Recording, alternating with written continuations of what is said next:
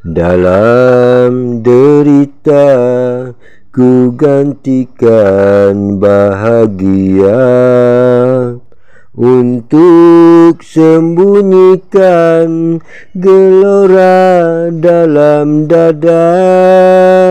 Biarpun kekurangan, ku mampu lontar senyuman untuk mengecapi nikmat kesabaran. Dalam bahagia ku raikan penuh mesra, untuk sempurnakan hidup yang bermakna.